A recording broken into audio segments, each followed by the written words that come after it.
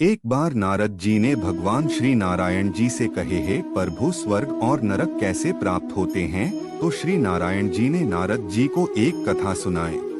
उससे पहले एक छोटी सी आपसे रिक्वेस्ट है, अगर आप इस चैनल पर न्यू है तो चैनल को सब्सक्राइब कर दीजिएगा और कमेंट में श्री नारायण जरूर लिखे। तो चलाए कथा शुरू करते हैं।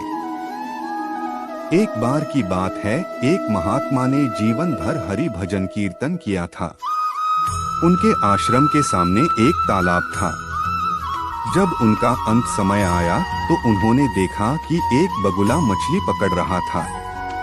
उन्होंने बगुले को उड़ा दिया। इधर उनका शरीर छूटा तो नरक में जाना पड़ा। उनके चेले को स्वप्न में दिखाई दिया कि वे कह रहे हैं, बेटा, हमने जीवन भर कोई पाप नहीं किया, केवल एक बगुले को उड़ा देने मात्र से नरक मिला है मुझे, लेकिन तुम सावधान रहना। जब इस शिष्य का भी शरीर छूटने का समय आया तो वही दृश्य पुनः आया। बगुला मछली पकड़ रहा था।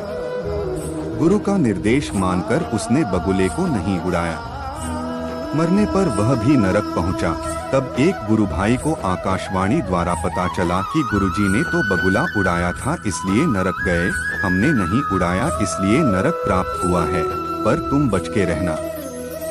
जब इन गुरु भाई की मरने की घड़ी आई तो संयोगवश पुनः बगुला मछली मारता दिखाई दिया। गुरु भाई ने भगवान को प्रणाम करते हुए प्रार्थना की, भगवान, आप मछली में हो और आप बगुले में भी, हमें नहीं मालूम कि क्या सही है और क्या गलत, पाप क्या है, पुण्य क्या है, हमें नहीं पता, आप अपनी व्यवस्था स्वयं देखें। मुझे तो सिर्फ आपके चिंतन से मतलब है। बस इतना कहकर जब इनका शरीर शांत हुआ तो बैकुंठ की प्राप्ति हुई।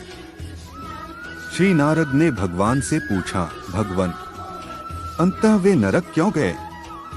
महात्मा ने बगुला उड़ाकर कोई पाप तो नहीं किया।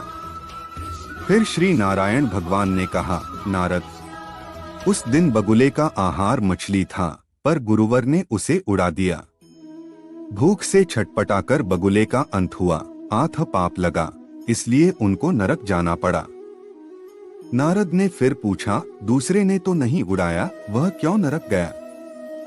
फिर श्री नारायण भगवान बोले, उस दिन बगुले का पेट भरा था, वह केवल विनोदवश मछली पकड़ रहा था, उसे उड़ा देना चाहिए था। शिष्य से भूल हुई और इस पाप के कारण उसे नरक मिला। नारद जी ने पुनः पूछा, और तीसरा? भगवान ने कहा, तीसरा मेरे भजन में लगा रहा, उसने सारी जिम्मेदारी मुझको सौंप दी, जैसा होना था वैसे ही हुआ, किंतु मुझसे संबंध जोड़ने के कारण और मेरे ही चिंतन के प्रभाव से वह मेरे धाम को प्राप्त हुआ।